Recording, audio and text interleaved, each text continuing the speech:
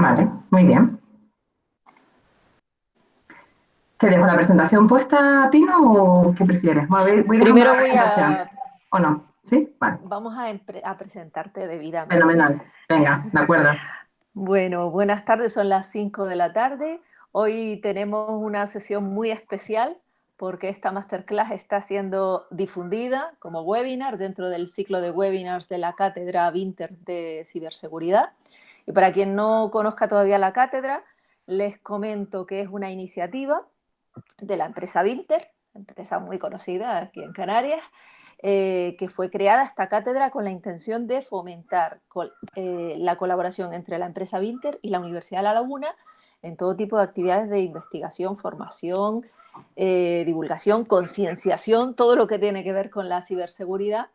Y yo tengo el honor de dirigir esta cátedra. Una de las actividades principales de esta cátedra, que no es la única, pero es una de las actividades principales, es el desarrollo de este ciclo de webinars en el que estamos hoy participando. Son webinars mensuales, componentes muy reconocidos y muy relevantes, como la que tenemos hoy, y tratando facetas diferentes de la ciberseguridad. Hemos pasado por Paco Martín de IBM Research hablando de computación cuántica, Rafael Tesoro de la Comisión Europea hablando de iniciativas europeas en ciberseguridad. Tuvimos a Thomas Webner de Amadeus, que nos contó las estrategias de ciberseguridad de esa empresa tan importante. Y hoy tenemos a Noemi Brito, que es abogada especializada en Derecho Digital, con muchísimos conocimientos de materias muy diferentes, como relacionadas con la gobernanza de datos, la protección de datos y, bueno, y muchas cosas que nos va a contar hoy. Y además tiene una experiencia docente muy amplia, como se podrá apreciar dentro de un momentito cuando empiece a hablar, porque tiene una capacidad didáctica que yo admiro. Ella es miembro, a ver, voy a pasar lista, que lo tengo aquí anotado, de la Junta Directiva de la Asociación de Empresas de Electrónica y TIC, AMETIC. Es miembro del Consejo de Administración en el Centro de Investigaciones Arquimea. Es miembro del Comité Legal del Consorcio para el Establecimiento de Blockchain Permisionada, Alastria. Es miembro, bueno, no voy a seguir porque si no me como el tiempo. Por ejemplo, lo que sí, es miembro, por ejemplo, de la Alianza de la Comisión Europea para la Inteligencia Artificial, etcétera, etcétera. No les voy a aburrir.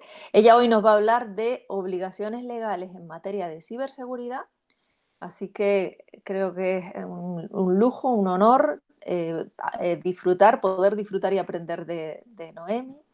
Muchísimas gracias, Noemi, por decirme que sí, por darnos esta oportunidad. Así que, como dice en inglés, el suelo es tuyo, por favor. Pues perfecto, pues de verdad que muchísimas gracias. La verdad que no creo que era necesario toda esta super mega presentación. La verdad que yo creo que está hecha desde el cariño, Pino, que nos tenemos mutuamente. Así que muchísimas gracias a la universidad, en primer lugar, mi universidad, donde me formé. Luego ya he estado rodado por otras universidades, pero mi base y mis pilares están en la Universidad de La Laguna, con lo cual tengo que agradecer a la universidad en primer lugar, también a la cátedra, evidentemente, a Vinter, Caja 7, al resto de entidades que hacen posible estas cosas. Así que, sin más dilación, Se me voy olvidó a... nombrar al ¿Sí? Cabildo de Tenerife, Oiga, perdón por usted, favor. de verdad, Sí, por sí. favor, esto es imperdonable, de verdad.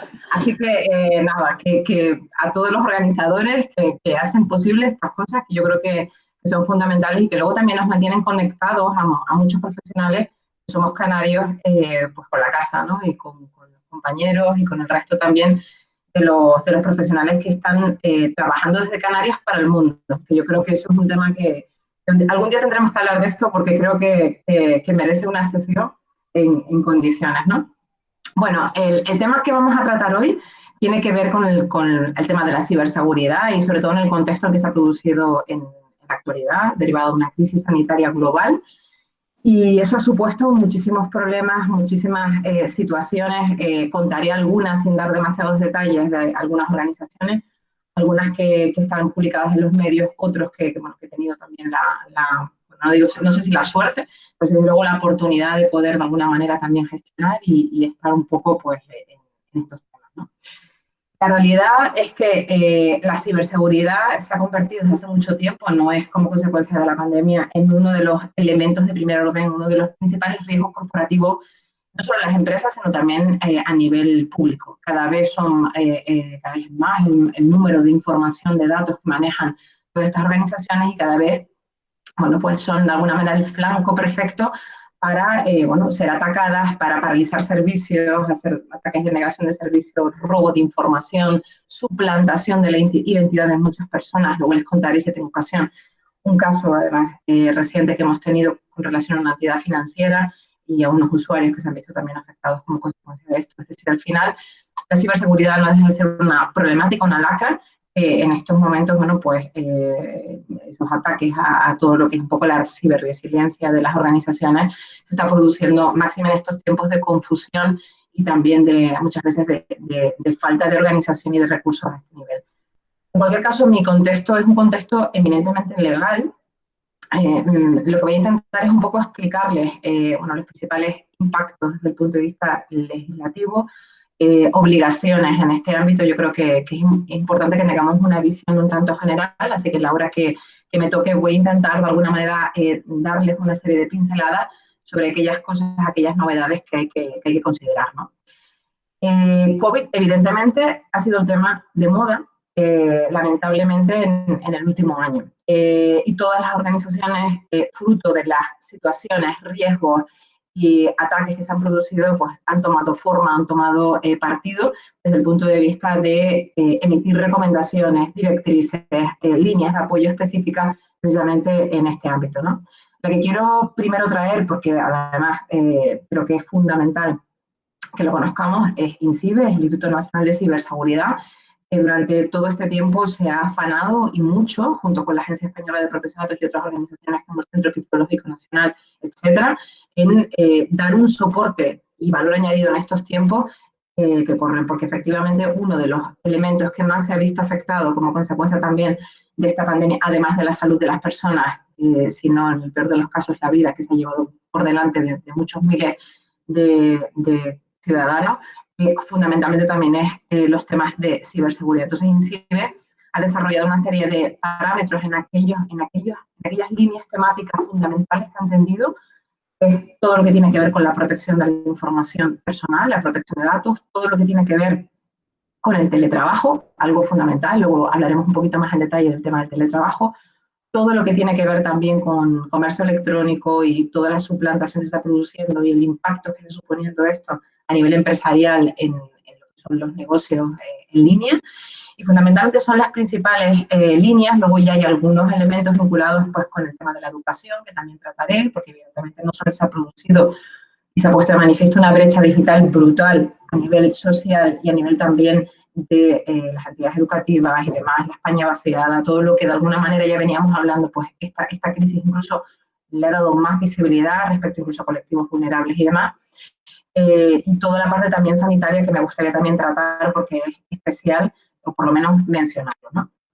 Por lo tanto, las líneas temáticas que voy a seguir principalmente en esta presentación tienen que ver con esto, con la protección de datos y la recabación de la información para la mejor atención de la actual crisis sanitaria también. Es decir, se ha recabado más información en estos últimos tiempos, además de carácter sensible, precisamente para intentar aplacar y mitigar todo lo que, todos los riesgos derivados de la salud, de intentar controlar mejor esta pandemia. Ha generado muchísimo confianza la aplicación Radar COVID, igual que ha ocurrido con otros países, y todo este debate en torno a la utilización y la aplicación masiva de los datos sanitarios para intentar generar medidas que en tiempo real puedan atender a políticas y específicas, sobre todo desde la órbita pública, para poder atender más y mejor a los ciudadanos. Y esto es un debate que ahora mismo está abierto.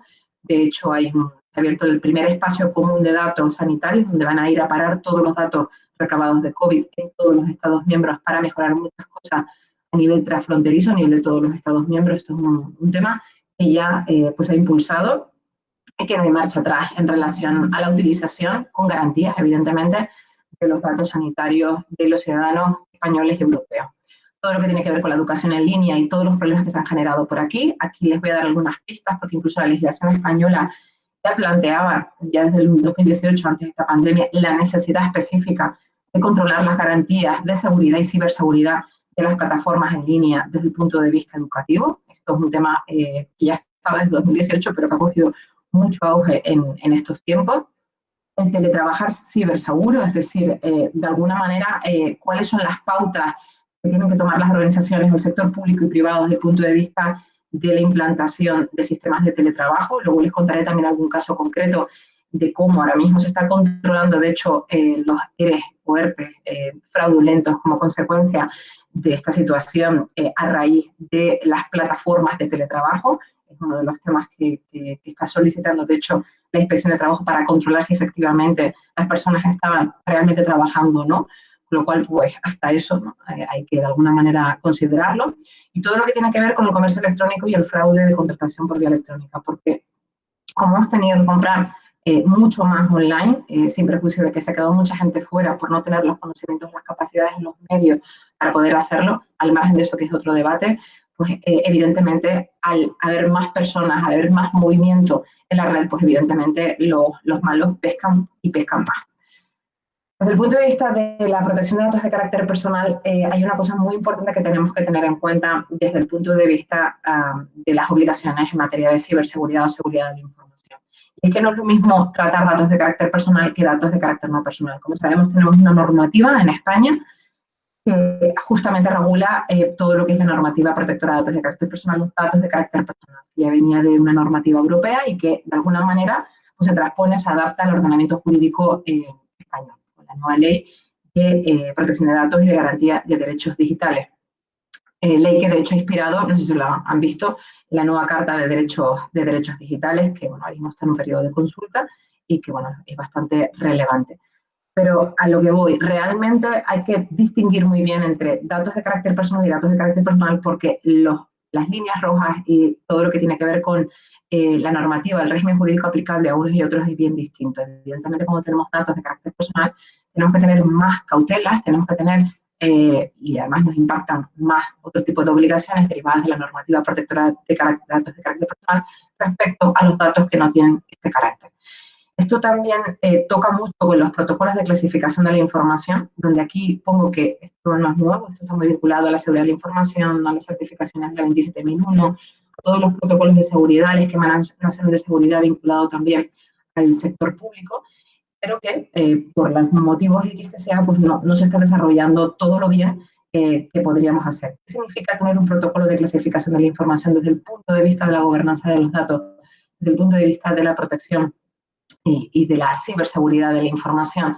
Pues realmente significa tener una foto fija del tipo de activos de información que tenemos dentro de la organización. Esto implica que de alguna manera sepamos qué tipo de información manejamos, cuáles son esos soportes, esos activos, cómo etiquetamos esos soportes, todo lo que tiene que ver también con la clasificación en términos de confidencialidad de la misma. Es decir, establecer las bases de qué medidas vamos a establecer en función del grado de protección o de clasificación que tenemos con esta información. Y aquí entra todo, entra la información personal y la información no personal. Pero es fundamental, es una de las bases más importantes desde el punto de vista del establecimiento de las políticas de seguridad y también del establecimiento de algunos certificados o estándares internacionales de seguridad, como puede ser la ISO 27001, etcétera, ¿no?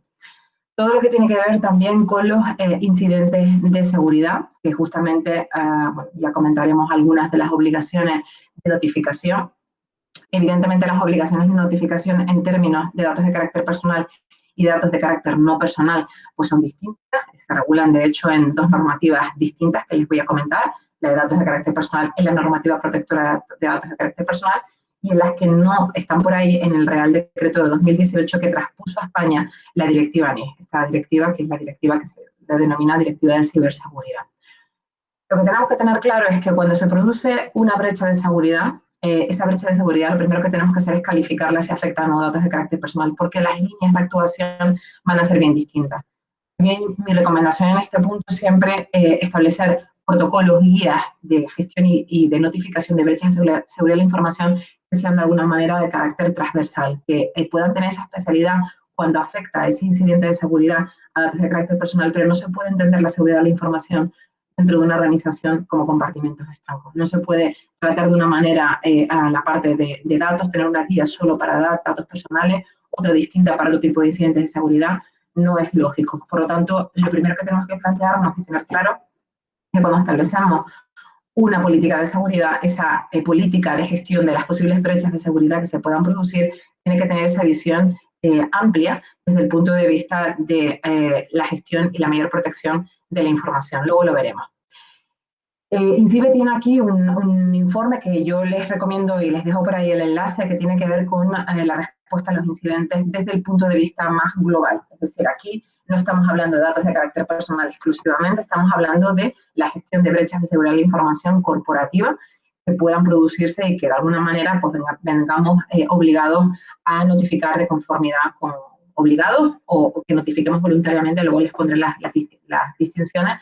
Lo importante es que esto esté regulado dentro de las políticas de seguridad de las organizaciones. Evidentemente, INCIBE se dirige en términos de notificación de incidentes y en general con su actividad a infraestructuras críticas y al sector privado fundamentalmente. Por eso sus protocolos van muy orientados a las políticas de seguridad para las pymes. Y esta es una buena guía desde esa perspectiva más global, no tan centrada en datos de carácter personal. Porque en datos de carácter personal tenemos esta otra guía de la Agencia Española de Protección de Datos, que es para, de alguna manera, hacer esos protocolos de detección, gestión, notificación y control, mejor control de las brechas de seguridad que se puedan producir que afecten a datos de carácter personal. Insisto, son una tipología muy concreta de la información corporativa que tenemos en las organizaciones, porque no toda la información que manejamos dentro de una empresa, dentro de una administración pública, tiene el carácter de datos de carácter personal. Y esto es muy importante que lo tengamos en la cabeza y que lo tengamos en cuenta, puesto que eso va a determinar que hagamos más o menos cosas con la información que tengamos en internet. La Agencia Española de Protección de Datos, además de establecer esta guía, bueno, pues hace alusión a unas directrices también de notificación, y de hecho su guía está muy basada en estas directrices del antiguo grupo de trabajo del artículo 29, hoy el Comité Europeo de Protección de Datos, ¿no? También tiene algunas guías sectoriales vinculadas, por ejemplo, con la gestión de brechas de seguridad asociadas a despachos de abogados. Bueno, está un poquito desactualizada, pero bueno, realmente es muy importante saber que tenemos una guía de cómo hacer un protocolo de gestión de brechas de la seguridad de información.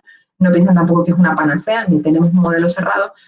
Eso nos da bastantes pautas sobre los ciclos, el ciclo de vida de datos y cómo tenemos de alguna manera que gestionar una brecha desde el momento de su detección hasta el momento de un poco de su control o mitigación y al mismo tiempo también de la auditoría, que al final esto, como la ISO 27001, no deja de ser, siempre digo lo mismo que el GDPR, no deja de ser más que una norma ISO, porque permanentemente, al menos en términos de seguridad, derivado del artículo 32, es un sistema de gestión permanente de la seguridad de la información y de las medidas que tenemos que adoptar en función de los riesgos que detectamos en cada momento. Por lo tanto, las políticas de seguridad son políticas que se van retroalimentando en cada momento en función de ese enfoque de riesgo, de los riesgos de seguridad que se producen en cada momento, que pueden ser en un momento dado unos y más adelante otros, ¿no?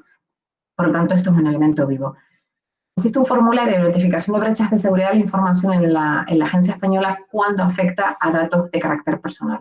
La pueden encontrar a través de la sede electrónica. Aquí, por ejemplo, bueno, pues he hecho un pantallazo de justamente cómo está ubicado en la sede electrónica de la Agencia Española. Tendremos que tener una firma electrónica y tendremos que, si lo queremos hacer todo a través de la sede electrónica, y si no, podemos descargar el formulario y hacerlo llegar por otras vías a la propia agencia. En la propia guía que teníamos aquí, al final nos encontramos con el modelo normalizado, o sea, si queremos ver un poco qué es lo que nos podríamos encontrar dentro de la sede electrónica, del modelo de notificación. Y ya les digo que cuando se produce una brecha de seguridad, la información que nos piden, y lo podrán ver en el anexo a esta guía, es bastante y muy amplia. Son 12 páginas de notificación donde nos van a pedir, pues bueno, de qué tipo de incidente se produjo, qué tipo de datos se ha visto afectado, en qué países se ha podido producir esta brecha, si existe un encargado de tratamiento de la información, es decir, un proveedor que esté prestando servicios por el cual pues, se ha producido esa brecha vinculada con esa otra entidad. Es decir, muchísima información, y que dado el plazo perentorio, ya lo comentaremos, de 72 horas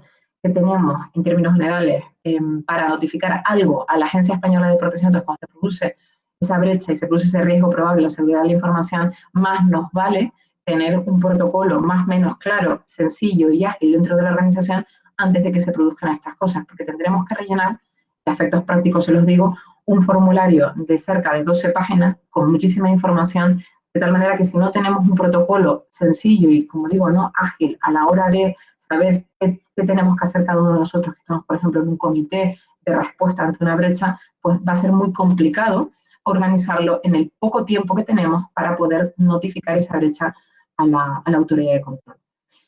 Este también es otro pantallazo de la página oficial de la Agencia Española, donde de alguna manera se aglutina, bueno, pues un poco la información desde el punto de vista de la notificación de esas brechas a la Agencia Española. Aquí hay dos temas que comentaré un poquito más tarde con mayor amplitud, pero ya se los adelanto. Hay dos fórmulas de notificación distintas reguladas en la normativa protectora de datos de carácter personal.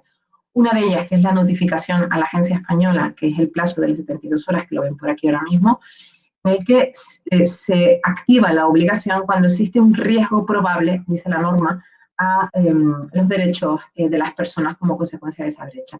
Es un concepto jurídico un tanto indeterminado que de alguna manera tiene que determinar la propia entidad en ese protocolo, en esa guía interna, a los efectos de esa notificación. Por lo tanto, no está definido en la norma, pero sí que de alguna manera dice esta que se tiene que producir un riesgo probable que no sea improbable, en definitiva, ¿no? A la seguridad o a los derechos de las personas físicas que se puedan ver afectadas como consecuencia de esa brecha. Y ahí es cuando se activa el primer plazo de 72 horas para poder notificar lo que podamos tener, ¿no? Eso no es óbice para que en un momento dado, si tenemos más información, porque toda la información es muy complicada tenerla en esos 72 horas, se pueda ampliar, se pueda de alguna manera hacer una notificación gradual, como se hace en Hacienda, ¿no? Las complementarias, pues como si fueran notificaciones complementarias que las permite también la normativa. Pero además de esta notificación a la autoridad de control de la agencia cuando se produce este riesgo probable, si además de ese riesgo probable se produce un alto riesgo a los derechos de los usuarios, lo cual también es otro concepto jurídico indeterminado. La agencia ha intentado ayudar con esto y luego se los contaré cómo, a la hora de determinar si se produce ese alto riesgo o no, activa la obligación de notificación de cara a los usuarios. Ya aquí no hay un plazo definido, dice la norma, sin dilación indebida, con lo cual lo antes que podamos. Y en ese sentido, pues son dos tipos de notificaciones completamente distintas. Luego volveremos sobre ello, pero bueno, quería un poco que tuvieran esta primera aproximación sobre este tema. Este es el bloque de preguntas frecuentes en la parte de brechas de la propia agencia. Si ven, ya habla directamente del COVID, ¿vale? Porque es verdad que, bueno, se planteó un problema, por ejemplo, sobre si se suspendía el plazo de notificación de brechas durante el estado de alarma.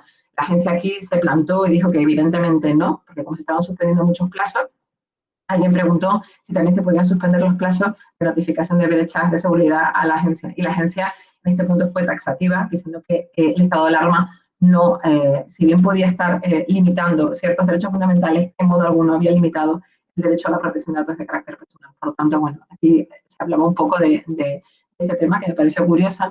Y luego también hizo alguna mención, habida cuenta del aumento brutal desde el punto de vista del phishing como consecuencia de COVID-19.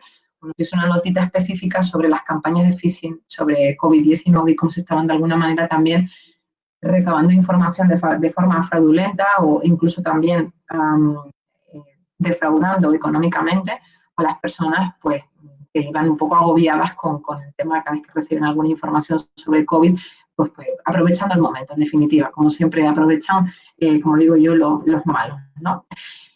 Aquí se habla también de las brechas de seguridad de la comunicación a los interesados. En relación a esto acaba de salir, y se los pondré un poquito más tarde, un canal específico para evaluar si es necesario hacer esta segunda comunicación a los interesados que les decía, que es independiente a la notificación a la autoridad de control, ¿vale? Que solamente se va a producir en el caso de los interesados cuando se produce este concepto de alto riesgo, y aquí es donde se producían pues, ciertas dudas por parte de las empresas sobre cuándo estamos ante un alto riesgo o no, y entonces, bueno, pues es muy interesante en ese sentido, y tiene muchísima información sobre toda esta parte, ¿no? Decirles que la agencia también, desde hace ya un tiempito, está sacando informes sobre las notificaciones de las brechas. ¿Con qué objetivo? Con el objetivo de que la gente sea consciente de cuáles son los principales problemas que están produciendo en el mercado para que vayan adoptando también precauciones y cautelas desde el punto de vista de sus políticas de seguridad. Aquí tienen el elemento de las campañas de phishing. Esta es la herramienta que la agencia española acaba de sacar hace nada, fíjense, 22 de octubre de este este año. Y la idea es un poco que podamos tener un formato, una herramienta que nos permita decidir si se deben comunicar estas brechas a los afectados o no. Es una herramienta de apoyo y ayuda que me parece bastante interesante. Se llama Comunica Brecha, ¿vale? Desde el punto de vista de esos informes que les comentaba, pues fíjense, este es el último que surgió ahora en octubre de 2020. Les puedo dar una idea de la tipología de brechas que se están notificando a la Agencia Española de Protección de Datos. Esto no significa que sean estas las únicas brechas que se están de alguna manera produciendo en el mercado. Se están produciendo en el tráfico muchísimas más que no se notifican a la agencia, bien porque no es necesario hacerlo, porque no hay un riesgo probable, o porque realmente, bueno, pues no se hacen, a pesar de que hay una sanción específica en la legislación española en la que si tenemos esa obligación de notificar y no notificamos, ya no nos van a sancionar por lo que hayamos hecho o no hecho como consecuencia de la brecha, sino por no haber notificado esa brecha convenientemente a la autoridad de control. Se los digo porque es uno de los elementos que está ahora mismo marcando el paso desde el punto de vista de la agencia en estos momentos. Si se dan cuenta, con la información que pueden ver aquí del último informe, bueno, 105 notificaciones, esto va creciendo todos los meses, se va produciendo ese aumento de notificación de brechas a la autoridad de control, 14 con información adicional, es decir, que de alguna manera, bueno, pues esas complementarias que les iba diciendo, pues se van produciendo, 85 en el ámbito privado, 77 brechas de confidencialidad, 10 de integridad, 26 de disponibilidad, es decir, la mayor parte de las notificaciones de brechas se producen precisamente por revelación no autorizada de información a un tercero que tampoco está autorizado precisamente para acceder a esa información, bien sea de forma deliberada o bien sea de forma por un error. Yo creo que aquí tienen más o menos una radiografía de qué está ocurriendo y qué se está notificando a la agencia y lo pueden ver porque por transparencia está publicado a través de la sede electrónica de la Agencia Española de Protección de Datos. No solamente la Agencia Española de Protección de Datos recibe notificación de incidentes. De hecho, es bastante curioso que algunas de las notificaciones que, por ejemplo, estamos llevando nosotros para clientes están llegando no por parte de la Agencia Española de Protección de Datos, sino están llegando por parte de INCIBE. INCIBE está, de alguna manera, siendo de catalizador también respecto a ciudadanos y el sector también privado, y se están bien de oficio o bien por una notificación a través de INCIBE, derivando desde INCIBE a las empresas, bueno, ciertas notificaciones con posibles quiebras desde el punto de vista incluso de seguridad personal, de datos de carácter personal.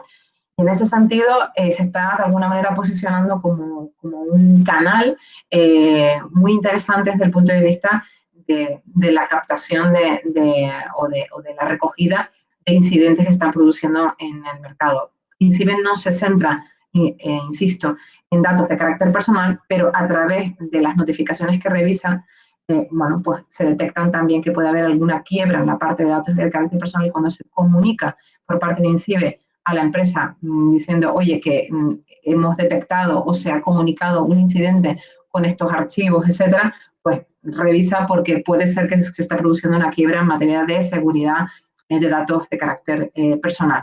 Y esto además puede determinar que si no se hace nada, INCIBE sea también una de las entidades que puede instar una denuncia ante la Agencia Española de Protección de Datos, como ha ocurrido también con otras entidades y fuerzas y cuerpos de seguridad, cuando han sido ellos los que de alguna manera han incoado o han llevado a cabo esa denuncia como consecuencia de lo que han detectado derivado de sus investigaciones y del ejercicio de sus competencias legítimas.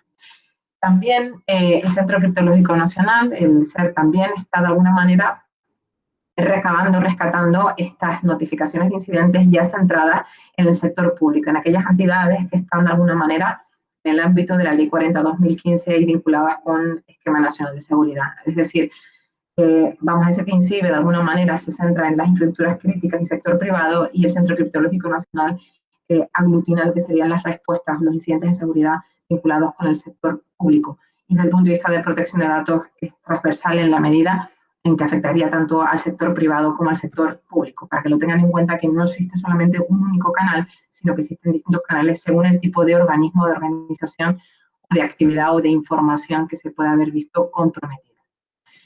Desde el punto de vista de la normativa aplicable, pues muy interesante que tengan en cuenta, que tengan en la mente, además de la normativa protectora de datos de carácter personal, con esta doble derivada de la obligación de notificar cuando esa brecha o ese incidente afecta a datos de carácter personal, ya sea bien, recuerdo, a la Agencia Española de Protección de Datos cuando hay riesgo probable y o a los interesados cuando se produce un alto riesgo, que luego también intentaré también darle algunas pautas de evitar esa notificación a los interesados con el posible riesgo reputacional y también de posibles demandas en cascada como consecuencia de la posible responsabilidad patrimonial derivada de esas brechas.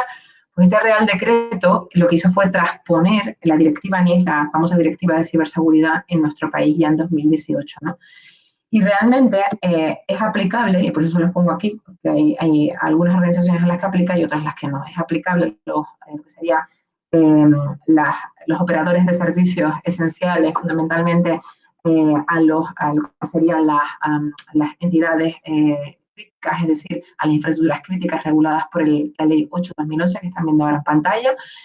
También a los servicios digitales, a ciertos servicios digitales vinculados también, que están mencionados en este anexo de la directiva NIS, que básicamente se centran en tres mercados, en todo lo que es comercio electrónico, motores de búsqueda y lo que son los servicios de computación en la nube, servicios cloud fundamentalmente, con alguna salvedad, porque no se aplicaría, por contrario, a todos los operadores que no sean definidos como críticos por la Ley Española de Infraestructuras Críticas, reguladora de las infraestructuras críticas, y también, aunque sean proveedores de servicios digitales en esos tres mercados que les acabo de decir, cuando estos proveedores se pueden calificar como microempresas o pequeñas empresas de conformidad con la normativa que define el carácter de PYME por parte de la Comisión Europea. En este caso es la recomendación que les pongo aquí, la recomendación 2003-361 de la Comisión Europea, es de alguna manera quien recoge la definición de PYME y micropyme. Es decir, que aunque estés dentro del sector que de alguna manera aplicaría a las obligaciones asociadas en materia de seguridad de sistemas y redes de telecomunicaciones, en este caso de comunicaciones electrónicas, realmente se exime de esa posibilidad a las pymes o a las pequeñas empresas, porque, bueno, pues se da, igual que en el Reglamento General de Protección de Datos hay algunas modulaciones pues, por el tamaño, porque no somos capaces muchos de nosotros de abordar bueno, pues, muchas de las obligaciones a este nivel, ¿no? Como antes les decía, y bueno, lo tienen aquí definido, cada canal de recepción de notificaciones de incidentes pues aplica a diferente sector. El SER fundamentalmente al sector público, incide a lo que serían infraestructuras críticas y al sector privado, y también a los ciudadanos y al sector privado de forma también independiente. La obligación de notificar incidentes, esto está regulado en esta norma cuando se produce, o sea, es decir, a estas organizaciones que sí aplica la normativa, existe una obligación de notificar los incidentes de seguridad que, dice la norma, puedan producir efectos perturbadores significativos en dichos servicios. Es decir, que no solamente es un mero incidente, sino que tiene que afectar significativamente. Ahora lo veremos exactamente lo que significa. Y desde el punto de vista de, que algo me parece bastante curioso en esta normativa, que además está muy en línea con los canales de denuncia, la regulación de los canales de denuncia que se está ahora mismo desarrollando por parte de la directiva de whistleblower, la directiva de canal de denuncia, hay una protección específica al notificante de estos incidentes. De tal manera que no se pueden adoptar por las empresas frente a aquellos empleados o colaboradores que notifiquen este incidente, pues medidas que puedan ser drásticas desde el punto de vista de la afección a sus derechos como consecuencia exclusivamente de la notificación de un incidente. Hay una especial protección del notificante de los incidentes y me parece interesante ponérselos de manifiesto, ¿no? ¿Cuáles son esos efectos perturbadores que determinan, ¿no? la importancia de un incidente y, por tanto, activan la obligación de notificar este incidente? Pues lo tiene regulado en este artículo 21. ¿Cómo se calcula? Pues se calcula fundamentalmente por estos parámetros que estamos comentando, por el número de usuarios afectados, la duración del incidente, la extensión o el área geográfica, el grado de perturbación del funcionamiento del servicio, el alcance del impacto, la importancia de los sistemas afectados, el daño reputacional, etc. Es decir, no hay una definición, también vuelve a ser un concepto jurídico indeterminado en cuanto a qué se tiene que notificar o no. Por eso es tan importante que internamente, con carácter previo a que se produzca un incidente, tenemos que tener esta reflexión como organización, en el marco de nuestra propia gobernanza de gestión de la ciberseguridad dentro de, o nuestra propia estrategia de ciberseguridad dentro de la organización. Esto tendremos que definirlo, tendremos que establecer una serie de líneas a la hora de saber si estamos obligados o no a notificar un incidente. Además, hay que decir que no solamente existe una obligación de notificar, sino que podemos voluntariamente notificar. Una cosa interesante también vinculada con esta norma, justamente tiene que ver con la información al público, ¿no? Y es que además de tener que notificar, pues la autoridad competente, según la gravedad de ese incidente, puede exigir a los operadores o a los prestadores de servicios digitales que estén afectos con esta ley a poner en conocimiento público a través de diferentes fórmulas, ¿no? Lo que ha ocurrido, lo cual, pues algo que puede asustar desde el punto de vista reputacional y desde el punto de vista también de las demandas que puedan producirse como consecuencia de la reclamación de daños y perjuicios asociados a esa merma o a ese daño en los derechos de las personas. Pero que sepan que además de la obligación de notificar y la posibilidad de los riesgos asociados, también las autoridades competentes, según el tipo de brecha y según el tipo de operador, puede exigir que haya una información al público. ¿Cómo? Pues normalmente a través de su propia página web, a través de medios en el ámbito del incidente de comunicación pública, se pueden hacer muchas cosas a este nivel y por lo tanto exigirlo por parte de la autoridad.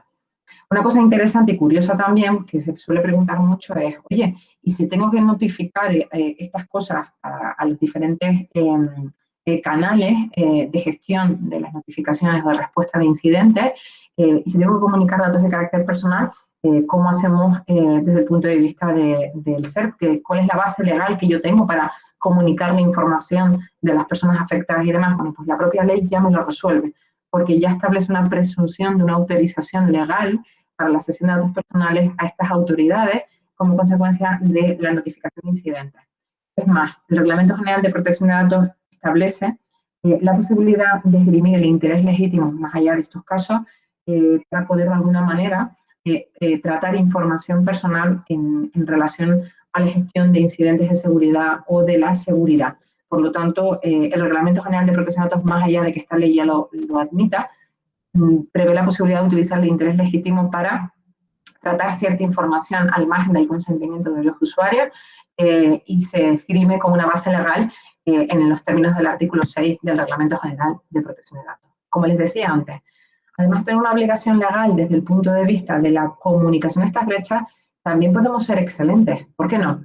¿Por qué no podemos tener un sistema de notificación voluntaria aunque no venga obligado? Esto demuestra diligencia por parte de la organización y es un tema interesante desde el punto de vista regulatorio, desde el punto de vista también de la responsabilidad proactiva también de las organizaciones. Por lo tanto, no se queden con la posibilidad tan solo de, oye, yo siempre digo que ante la duda siempre es mejor notificar. De hecho, desde el punto de vista de la protección de datos, las directrices que antes les comentaba europeas decían que en caso de duda por parte del responsable, siempre notificar esa brecha. Y ya les digo que además hay una sanción en la legislación española, por lo tanto creo que es mejor curarnos en salud que no hacerlo, ¿no?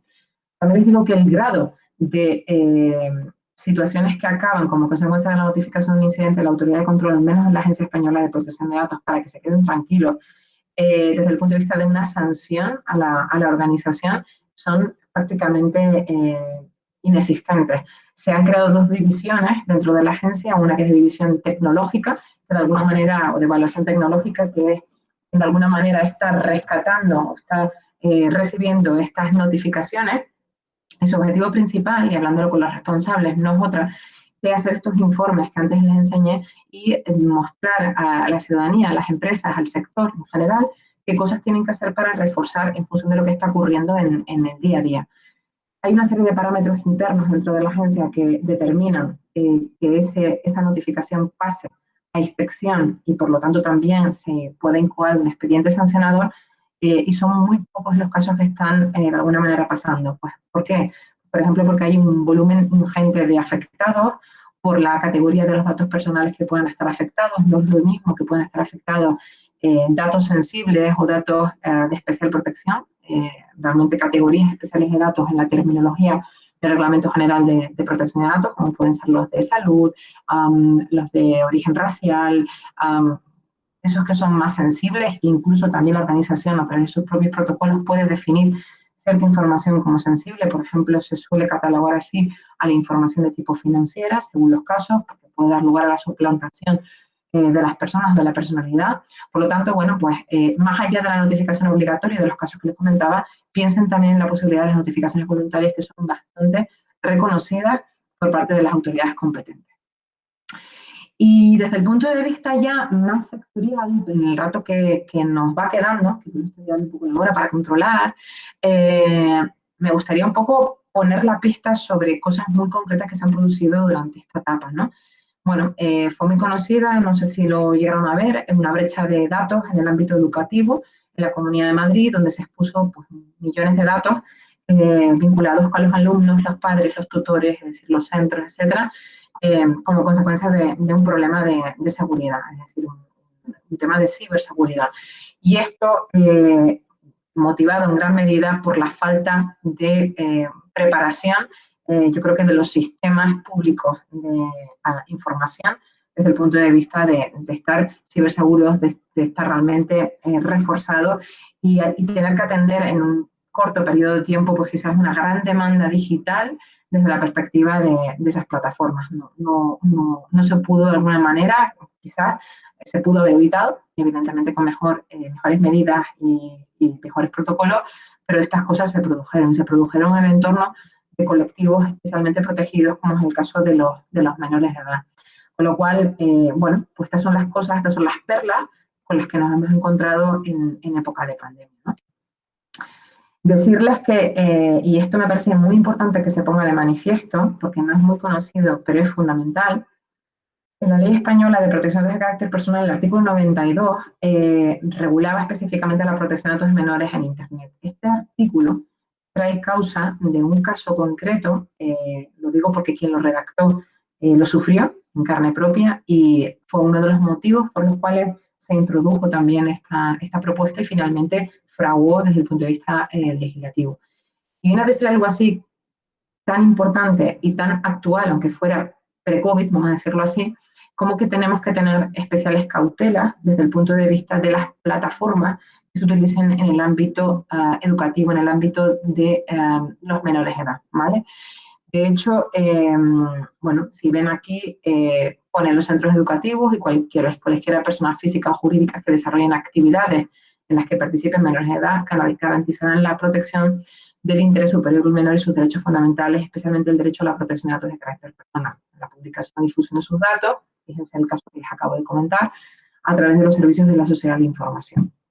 Y habla también del tema del consentimiento en el caso de que no concurra otra base legal que pueda ser suficiente a este nivel. Por lo tanto, si me están escuchando centros educativos o centros públicos o cualquier otra persona o empresa que esté trabajando en el ámbito de los menores de edad y para ello esté pensando o esté utilizando una plataforma, mucho ojo desde el punto de vista de las medidas de seguridad y de la protección o las garantías que se ofrecen a terceros en el marco de esas plataformas, porque ahora mismo están justamente en el punto de mira a raíz de este precepto y a raíz de lo ocurrido por parte de las autoridades de control a diferentes niveles, ¿vale?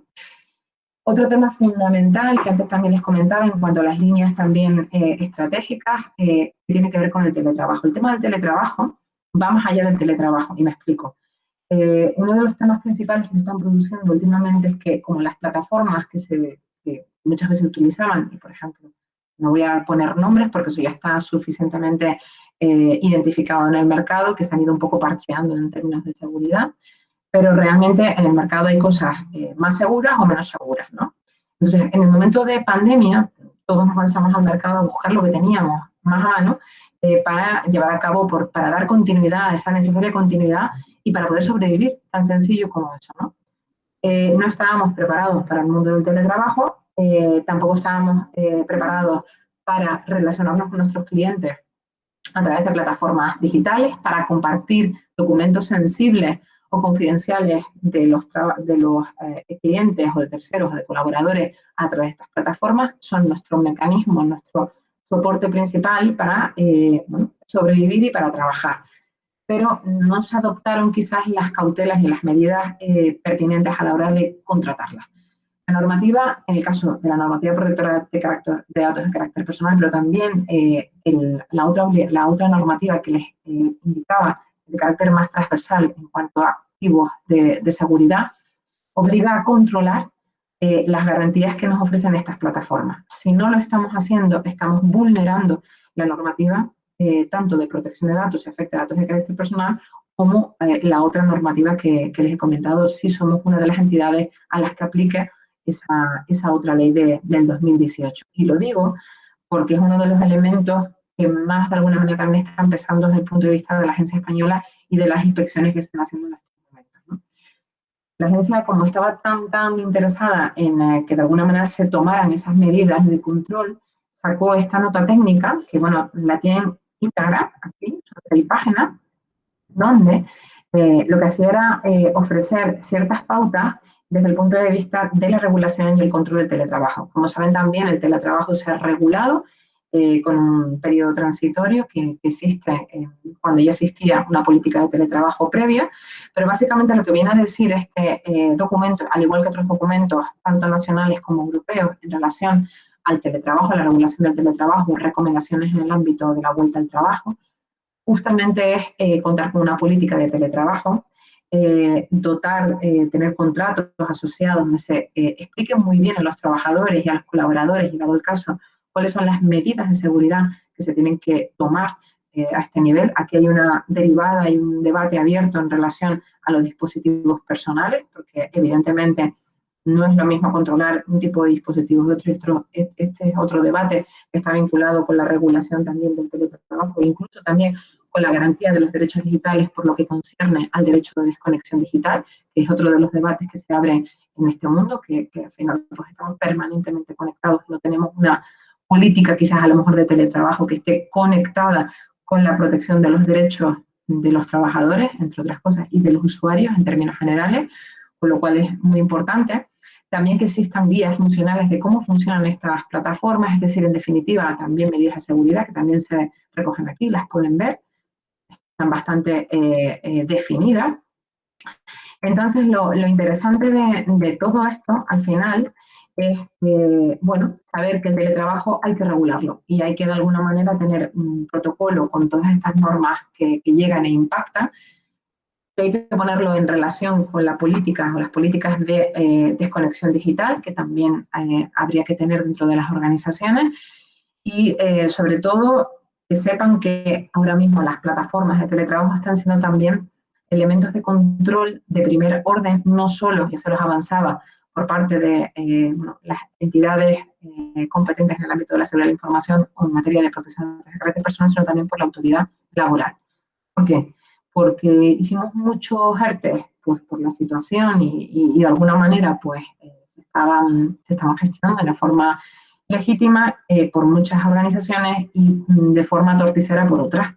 Y a raíz de muchísimas denuncias y de inspecciones de oficio por parte de la autoridad laboral, ahora mismo uno de los elementos principales que se están solicitando por parte de la autoridad laboral para detectar esos ERTE fraudulentos tiene que ver con el acceso a todos los datos que quedan registrados, a los logs de acceso en estas plataformas de teletrabajo, e incluso de alguna manera relación con los ISPs y con el resto de los proveedores que nos pueden estar dando soporte y que pueden mantener esa información. Por lo tanto, también mucho cuidado con los contratos también de encargo de tratamiento, de prestación de servicios con los proveedores, porque también tendremos que definir cómo se articulan este tipo de peticiones, porque ya se están produciendo, insisto, ya no en términos de seguridad de la información, sino incluso para detectar fraude laboral, ¿vale? Con lo cual, pues quería un poco transmitirlo porque no es muy conocido, pero ya han caído en mis manos ya varias solicitudes de inspección de trabajo donde se pide de forma muy clara todos los datos que tienen que ver con las plataformas de teletrabajo, incluso se solicita a los proveedores esa información, ¿vale? También el CERT también ha sacado información y pautas específicas en el ámbito del sector público asociado al teletrabajo, no solamente ha sido la Agencia Española de Protección de Datos, es decir, que también creo que puede ser una buena guía. Queremos hacer una buena política de teletrabajo, no solamente en el ámbito público, sino también podemos coger muchas ideas esta guía es bastante buena. Comentarles que justamente además, como nos hemos ido a esta situación a través de lo ocurrido, pues también se han incrementado muchísimo los ataques por ransomware en relación a las plataformas de teletrabajo. Y aquí se está produciendo, además de brechas de seguridad de la información personal, se están produciendo brechas vinculadas con la confidencialidad de la información que fluye por las plataformas. Y no me refiero exclusivamente a datos de carácter personal, me refiero, por ejemplo, a clientes que de alguna manera comparten con nosotros documentos confidenciales o secretos empresariales o elementos sujetos a propiedad intelectual e industrial. Es decir, se está produciendo muchísimo también espionaje industrial en estos momentos a raíz de estas plataformas y, por tanto, deberíamos irnos a un entorno donde específicamente intentemos exigir mayores cautelas, mayores garantías desde el punto de vista de este tipo de situaciones, ¿no? Aquí, por ejemplo, me parece muy interesante que lo tengan también como visto.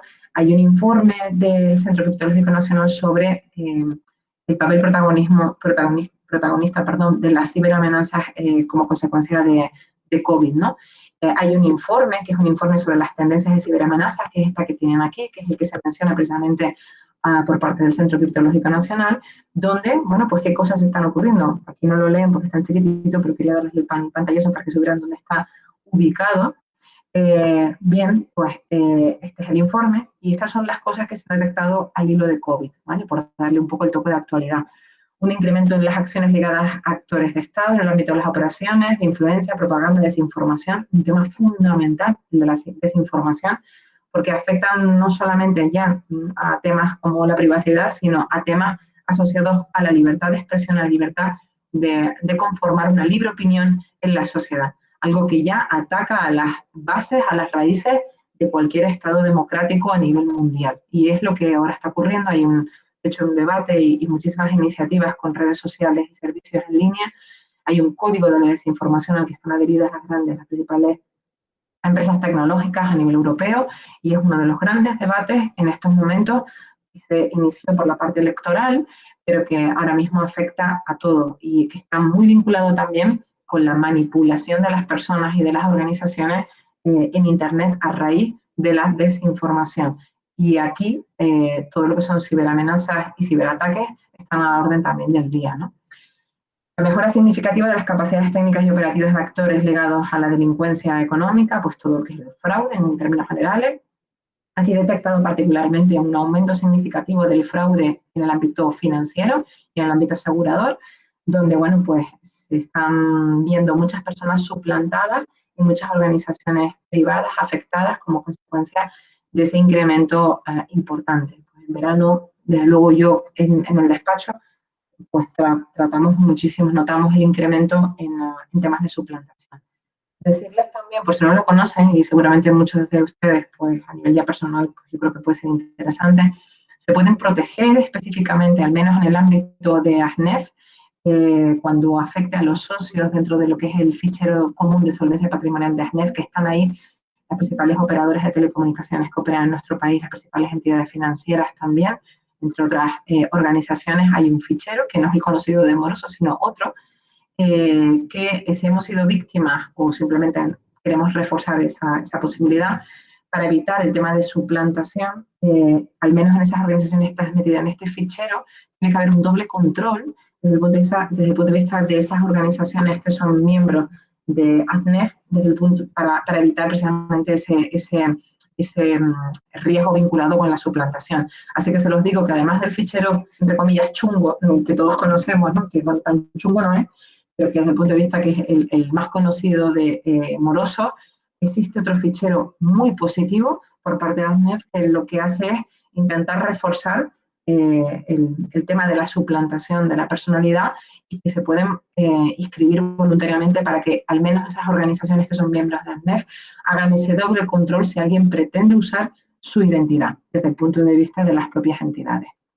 El incremento de los impactos también contra los sistemas ciberfísicos, un poco pues lo que están viendo en pantalla, la explotación de sistemas expuestos a Internet, todo lo que es el refuerzo de la normativa y la regulación en el ámbito de la seguridad, tanto en España como en el panorama internacional, ha empezado a surgir muchísima también autorregulación en este ámbito, y bueno, y todo lo que es la necesidad y tendencia a los elementos ligados a inteligencia artificial. Aquí podríamos discutir y hablar ampliamente, quizás no es el foro, pero sí que es verdad que sepan que en estos momentos hay 3 drafts regulatorios en el Parlamento Europeo que se presentaron a finales de octubre y que se pretenden aprobar en el primer trimestre del 2021. Hay un comité ad hoc específico en el Parlamento Europeo, o sea, es el año de la regulación de la inteligencia artificial. Y aquí tiene un componente adicional por la posibilidad de, bueno, trazado de perfiles, de que nos conozcamos mejor, la conexión con la economía de los sentimientos, economía emocional, es decir, nos van a conocer,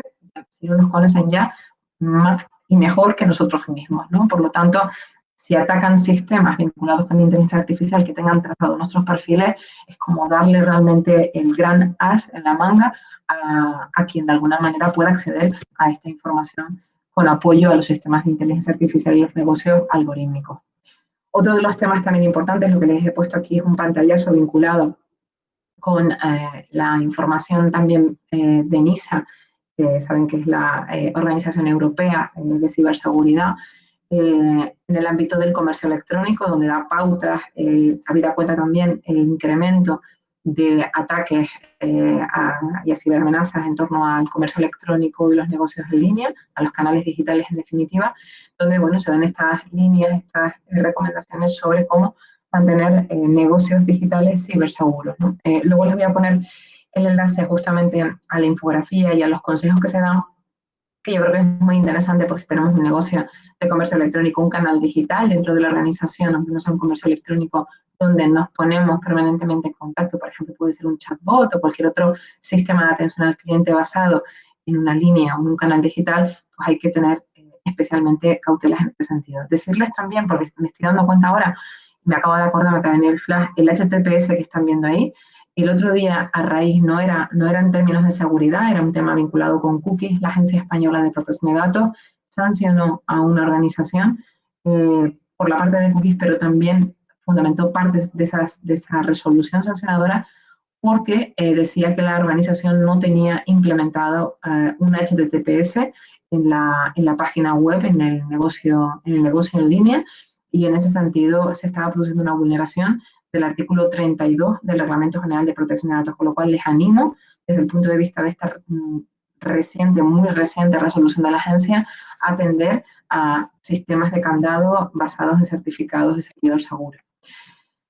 Otro de los temas también que ha supuesto una gran quiebra tiene que ver con el aumento de los ciberataques a los sistemas de salud, a los hospitales, a los centros sanitarios. De hecho, surgió una noticia que finalmente se desmintió como consecuencia de la investigación que se produjo, pero en un primer momento pareció ser el primer ataque o ciberataque con resultado de muerte en un hospital en Alemania.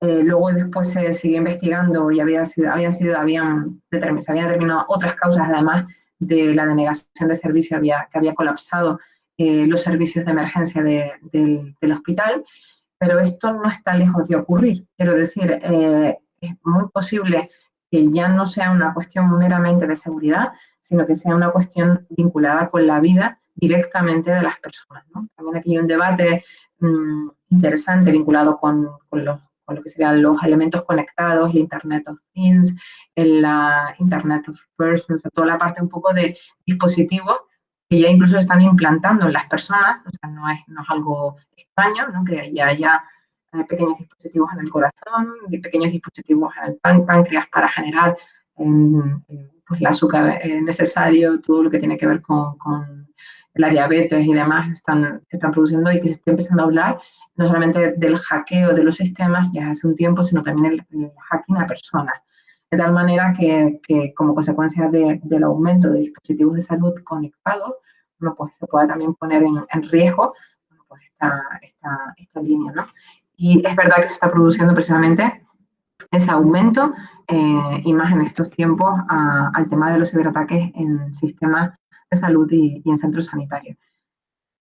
Desde el punto de vista de posibles elementos, si tienen interés, si tienen curiosidad, bueno, pues aquí hay un proyecto europeo que bueno, pueden enlazar y hay muchísimos podcasts que están aquí con, con expertos a nivel europeo sobre, bueno, qué relación ha tenido realmente COVID y la ciberseguridad, que es de lo que estamos hablando en esta charla. Me parece interesante porque de verdad que se dan distintos enfoques y creo que justamente en esta en concreto podemos tener una visión además 360 de todo lo que hemos estado comentando, sin perjuicio de que bueno, ahora hablemos si hay alguna cuestión específica a este nivel, ¿no? Aquí tienen también la página de NISA, donde de alguna manera también es temática en ciberseguridad y COVID, donde se generan, pues bueno, pues estos elementos también a nivel, si se dan cuenta, son los mismos problemas, los temas de datos, los temas de asistencia sanitaria, los temas de comercio electrónico, los temas vinculados con teletrabajo. Al final han sido los caballos de batalla y están siendo los caballos de batalla principales en esta pandemia. Y ya sin más, y en tiempo, bueno, pues me quedo a su disposición, pues si hay alguna cuestión, para abrir un poco el debate también, porque después de una hora hablando yo sola, me siento un poco sola, nunca mejor dicho, así que quedo a disposición de cualquier duda, consulta o simplemente abrir el debate en estos momentos. Bueno, anímense. Yo tengo aquí anotadas algunas cuestiones, curiosidades, pero primero quiero darle el paso a ver si más gente se anima. Hola, sí, tengo una pregunta. Sí. Cuando nombraste lo de las brechas de seguridad, ¿qué tiene que darse para que se exija a la empresa o a la organización que se notifique al público o se le cuente al público esa brecha de seguridad? Sí, mira, pues mira, esa es una buena pregunta porque de hecho me quedo en el tintero las excepciones, ¿vale? O sea que me das la pista para entrar ahí a saco. Desde el punto de vista de los interesados, yo lo primero es, y voy a ir un poco por pasos, ¿no? En la normativa, en el artículo 34 del reglamento, se dice que se produciría esa notificación al margen, ¿vale?, de la autoridad de control cuando se produce un alto riesgo, ese concepto del alto riesgo desde el punto de vista de esa brecha, ¿no?, esa brecha con afección a datos, ¿no? Lo que cada organización entienda como alto riesgo, pues tiene mucho que ver también, pues eso, con los mismos criterios casi que antes comentaba por la parte del Real Decreto de 2018 de ciberseguridad o de seguridad de los sistemas de información. Y tiene mucho que ver eso con el volumen de datos que puedan estar afectados, las categorías de datos, el ámbito geográfico de esa brecha, etcétera. Es decir, en base a esos parámetros que son más de sentido común en el mundo de la seguridad de la información o de la ciberseguridad, en términos generales muchas veces son sentido común propiamente dicho, y que además deberían estar conectados con ese protocolo que tienes que tener dentro de la organización, bueno, pues tú defines si aplica o no aplica ese alto riesgo. La agencia, sabiendo que esto es importante, ha generado un canal donde hay una serie de cuestiones, ¿vale?, que tú contestas, y un poco en la línea que estamos comentando ahora, y que te ayuda a determinar si existe ese alto riesgo, a menos de que lo tengas regulado dentro de la organización a los efectos de poderlo notificar a los usuarios o no. Ahora bien, aquí está el truco del almendruco, ¿no? El reglamento en el artículo 34.3 establece ciertas excepciones, ahondándose ese supuesto alto riesgo desde el punto de vista de la notificación. Algunas no son tan excepciones, pero quizás destacaría dos de ellas. Una, cuando se ha producido este alto riesgo, pero has reaccionado de forma tan rápida que se ha aplacado ese riesgo casi de forma automática. Si eso se ha producido, y eso que conlleva tener un buen protocolo de seguridad de la información y de gestión de las ciberamenazas o de la ciberseguridad dentro de la organización, de alguna manera casi no se ha materializado el riesgo, si lo puedes probar en ese sentido, ¿no? Y por lo tanto, si no se ha producido esa materialización de ese alto riesgo, no se ha producido ese alto riesgo. Sé que es un poco como volátil lo que estoy contando, pero realmente hay un premio desde el punto de vista de la excepción de notificación, se lo puedes demostrar y lo puedes de alguna manera dejar trazado, a la rápida reacción, de tal manera que no se produzca finalmente pues una materialización de ese riesgo muy grave. Entonces, bueno, desde ese punto de vista sería una de las excepciones, ¿no? Y otra de las excepciones, que también es un premio de la normativa en términos de seguridad, viene a decir que si los datos de carácter personal aun produciéndose este supuesto alto riesgo, estaban cifrados o estaban de forma ininteligible, si se produce esa quiebra y alguien, por ejemplo, accede de forma bueno, pues, no autorizada, claro, esa información fluye de forma ininteligible. Entonces les pregunto, si está en formato ininteligible y lo puedes demostrar, ¿se produce un alto riesgo? No. Entonces puedes demostrar que efectivamente no se produce ese alto riesgo en la medida en que la información, o sea, tú has adoptado medidas reforzadas de seguridad y en ese sentido, pues no hace falta notificar porque no se produce ese alto riesgo. Por lo tanto, hay dos elementos que animan a las organizaciones en términos de evitar esa comunicación a tener protocolos más claritos y más rápidos y efectivos en materia de ciberseguridad. Y son precisamente estos, ¿no? Date cuenta que si no tienes que notificar a los usuarios, si bien tendrías a lo mejor que notificar a la Agencia Española, por ejemplo, de Protección de Datos, pero no a los usuarios, también de alguna manera evitas el riesgo reputacional de la organización y al mismo tiempo que los usuarios, bien sea una administración pública o bien sea una empresa privada, pues no se vea de alguna manera afectada por esa demanda en cascada en términos de responsabilidad por los daños y perjuicios que se puedan producir. Porque también les digo una cosa, las organizaciones de consumo en estos momentos se están especializando porque tienen esa posibilidad, conforme al Reglamento General de Protección de Datos, en tramitar demandas colectivas en materia de ciberseguridad. No es la primera vez que, y no voy a dar nombres, se tramita una demanda colectiva por parte de una organización muy conocida en términos de consumo frente a una operadora de telecomunicaciones como consecuencia de una brecha de seguridad, entre otras situaciones. Por lo tanto, ojo con esto, porque las organizaciones de consumo lo han visto este filón. Evidentemente, oye, si se producen estas cosas, están en todo su derecho de defender los derechos del consumidor, pero por otra parte, bueno, pues como organizaciones tenemos que saber que esto existe y que será relativamente fácil y sencillo presentar que se tramiten con éxito demandas colectivas en términos de ciberseguridad. ¿Vale? Entonces, bueno, no sé si contesto con todo esto a tu cuestión o quieres que amplíe algún punto. No, la verdad es que me quedó bastante claro. Muchas gracias. Fenomenal. Gracias, Alba. ¿Alguna cuestión más? A ver si alguien más se anima. Sobre todo porque las preguntas que yo tengo son realmente casi tonterías. Bueno, cuando alguien me dice que son casi tonterías me pongo a temblar, ¿eh? Porque las que dicen que son más sencillitas son las peores, ¿eh? Porque tengo una pregunta muy fácil y es, A ver, has cuéntame. estado nombrando el INCIBE, no tiene en realidad, o sea, me refiero, no tiene mucho que ver con los contenidos directos de tu charla, pero como has estado nombrando tanto el INCIBE, sí quería yo que esta pregunta es bien fácil, ¿eh? Bueno, y si no, y si no es fácil, no hace falta que conteste. Nada, si no digo paso palabra, ¿eh? Te lo digo claramente, no tengo Eso pasa problema, ¿eh? palabra, casi en la Exacto. hora, casi en la hora del rosco. Sí, sí. ¿Qué opinas sobre la candidatura del INCIBE como Centro de Coordinación de Ciberseguridad Europeo? Me parece fantástico. Ah, vale, era Fantástico. fácil, ¿ves? Fantástico. Me parece que además debemos apoyarla como ciudadanos, porque, bueno, España al final, pues, yo creo que ha sido de los países europeos más que peor lo ha pasado y peor lo va a pasar.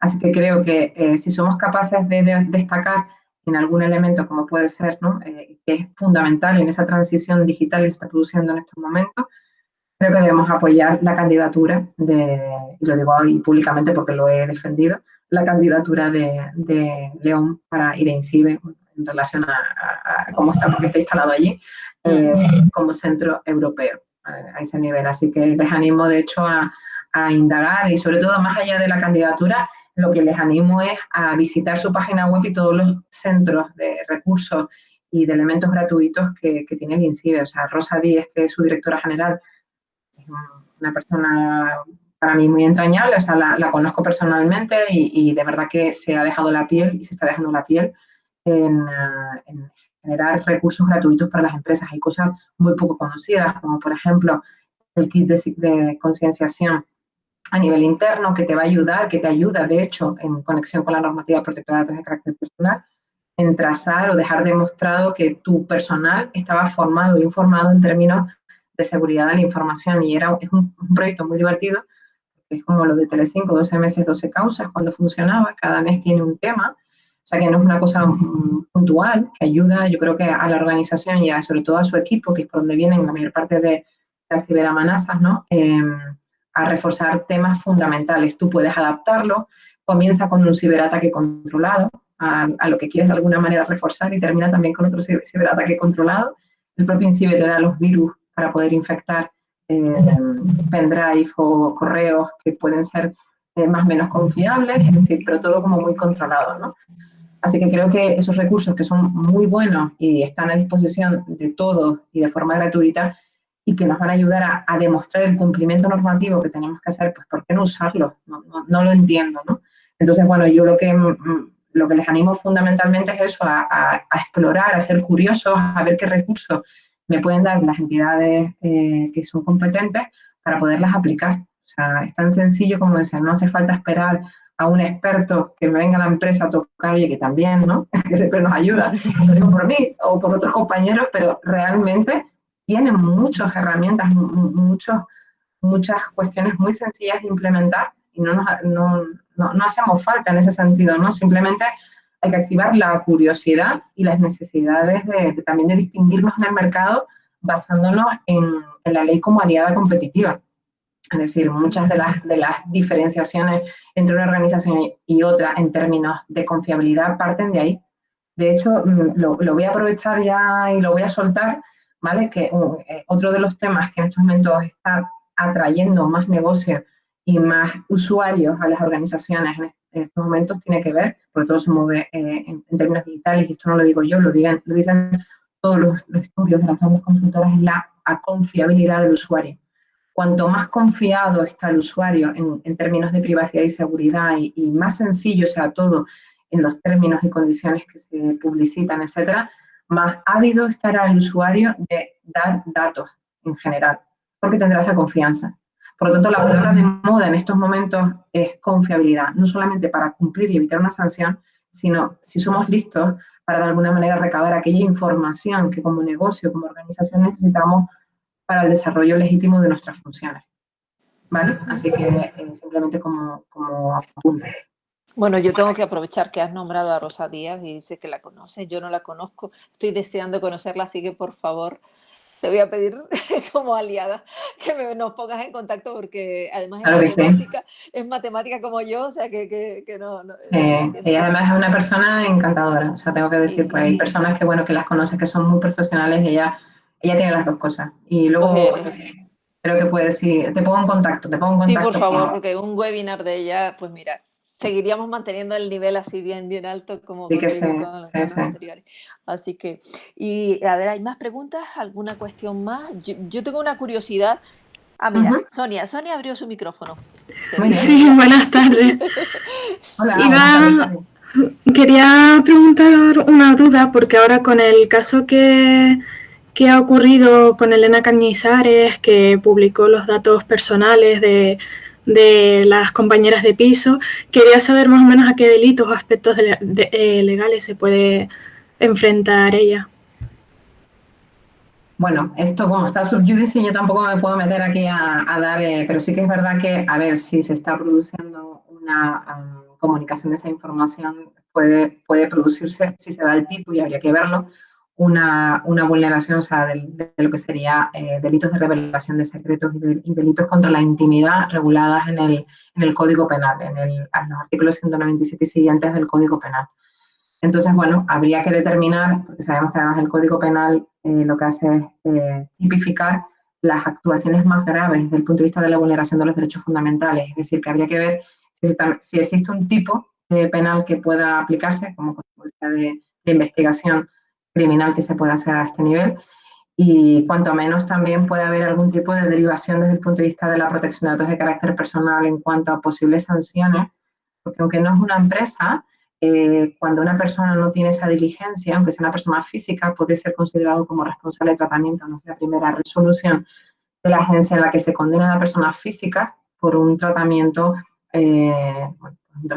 indebido de la información. Pues, por ejemplo, recuerdo dos casos concretos cuando alguien, por ejemplo, puso una cámara que son casos divertidos, ¿no? A lo mejor alguno de ustedes tiene algún vecino de estas características, ¿no? Una cámara donde se grababa el vecino de enfrente permanentemente con un vídeo, ¿no? Entonces, bueno, pues ahí también se puso un tratamiento excesivo que no estaba amparado por la excepción doméstica que se aplica a este nivel, ¿no? Porque muchas veces nos preguntan también, ¿no? ¿Y por qué si yo publico las fotos de un cumpleaños donde estaban mis familiares, mis amigos, no sé qué, no soy sancionado? Bueno, pues, ¿o por qué cuando publico en redes sociales y demás? En términos generales, si esto es razonable, está amparado por una excepción en la normativa protectora de datos de carácter personal, que es la excepción doméstica, que se supone que de alguna manera ampara a los ciudadanos, ampara a las personas, ¿no? en el uso racional de la información en términos personales, en términos familiares, en términos domésticos, ¿no? Vamos a decirlo así.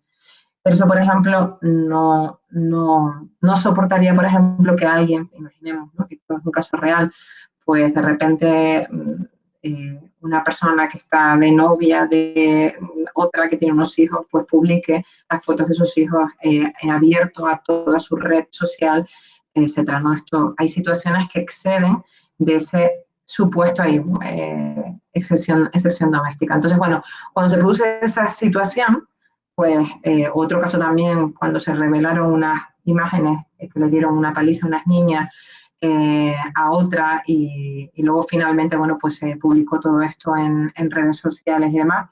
Bueno, pues fueron condenados también los padres, bueno, porque eran menores de edad y tal, porque no quedaba amparado por la excepción doméstica. Con lo cual, te digo todo esto desde el punto de vista de que también un particular, no una organización pública o privada, también puede ser sancionada en términos de protección de datos de carácter personal. O sea que como mínimo seguramente ya por ahí, y solo si se demuestre que concurre un tipo penal, ya por la vía criminal, de los artículos 197 y siguientes del Código Penal.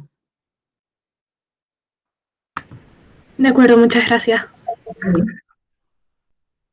Dasil tiene la mano levantada. Dasil, adelante. Hola, ¿qué tal, Pino? Hola, Noemí, encantada. Igualmente, que te he visto en muchas redes sociales, ahora te pongo cara. Te sigo mucho, sí. Te sigo mucho y cuando Pino me dijo que serías la próxima invitada, dije fenomenal, porque es mujer y porque además es una persona que comparte mucha información de valor ya de manera proactiva y bueno, pues es un placer escucharte aquí. Yo, fíjate, a mí me ha suscitado una curiosidad cuando mencionabas lo de la candidatura del INCIBE. Bueno, lo mencionaba Pino, de León, y tu comentario fue, porque en España lo vamos a necesitar más. Entonces pensé, ¿pero por qué será? Porque en España somos más propensos a no cumplir tanto, pues a lo mejor un reglamento de protección de datos, o porque somos más descuidados en cuestiones de sistemas de información. ¿Cuál es tu opinión sobre el tema?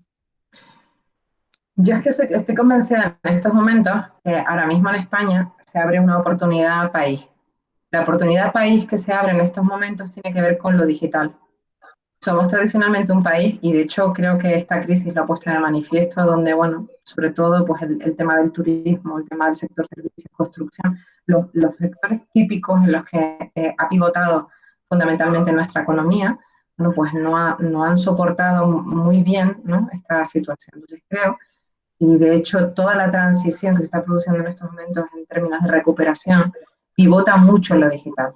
Entonces creo que existiendo, esto no es un tema mío, eso está muy bien recogido en el Plan España Digital 2025 y en otra serie de iniciativas públicas, y no hablo a nivel nacional, también a nivel insular, a nivel autonómico, es decir, que esto es una realidad de la que nos hemos percatado organizaciones públicas y organizaciones privadas o patronales, ¿no? Entonces, teniendo en cuenta que esto es una oportunidad país en estos momentos, de decir, vamos a hacer las cosas un poquito mejor, no digo que perfectas, porque perfectas nadie lo va a hacer, ningún país lo va a hacer, pero si lo podemos hacer un poquito mejor y podemos hacer esta transición, aprovechando este impulso y esta situación y los fondos de recuperación que van a llegar, sobre todo en el ámbito digital, claro, si esto es una oportunidad país, pues tendremos también que plantearnos la opción de ser además un país que en lo digital trata activos e información en términos de seguridad. Por tanto, creo que es fundamental, es una actividad, o sea, es una iniciativa que en paralelo apoya mucho toda esa transición y todo ese cambio digital que se tiene que plantear en estos momentos en España. Por lo tanto, estratégicamente yo estoy pensando ya en esa línea. Si tenemos que hacer esa transición, tenemos que de alguna manera también ir apalancando, entre comillas, ir de alguna manera reforzando todas las estructuras que tienen que ver en torno a lo digital, incluyendo toda la parte de ciberseguridad. Yo creo que España tiene esa oportunidad en este momento. Tenemos que dar ejemplo, ¿no? Sí, exacto. Yo creo que bueno, este famoso milagro español que se produjo hace unos años, bueno, que no se entendía muy bien, que luego, bueno, pues hay muchas interpretaciones, se tiene que producir el nuevo milagro digital español en estos momentos. Entonces tenemos una buena oportunidad, tenemos una gran oportunidad en España. Y creo que todos somos conscientes del tema. Entonces lo único que hay que hacer es coger un poquito la ilusión otra vez, esa resiliencia que nos ha caracterizado a los españoles porque hemos sido especialmente castigados como consecuencia de esta situación. Tenemos que tomar impulso y fuerza de esta situación tan tremenda y ponerla en valor. Yo siempre hago eso, o sea, por lo menos, y sé que muchos de los que me están escuchando es eso, poner en valor lo mal que lo hemos pasado, las dificultades con las que nos hemos encontrado y nos estamos encontrando. Hoy, de hecho, me viene a la cabeza, mientras estamos hablando de este tema, una chica que es una emprendedora, estaba en Twitter revisando esta tarde, y simplemente decía que hoy cerraba su empresa, una empresa que emprendió hace 4 años, ¿no? Entonces, no sé si me están escuchando muchos de los emprendedores que hace tiempo o ahora están pensando en emprender. Entonces, me parece triste, pero creo que, bueno, lo que me gustó de ella es que planteaba que estaba abierta a nuevas oportunidades y que estaba de alguna manera pues, tomando la fuerza para ver cómo se reinventaba. Entonces, creo que lo digital es una buena excusa para reinventarlo. Muchas gracias, totalmente de acuerdo. A ti, gracias. Gracias por la oportunidad de poder hablarlo, vamos, que encantada. Bueno, no sé si quedan más preguntas en el tintero, porque realmente imagino que habrá muchas curiosidades. Yo tengo más, pero no voy a alargar y a cogerme todo el micrófono. Ha sido un placer, Noemí, como siempre. Me encanta escucharte, aprendo muchísimo, siempre soy fan número 1. Y nada, y muchísimas gracias a todos los que están asistiendo y sobre todo muchas gracias a ti, Noemí.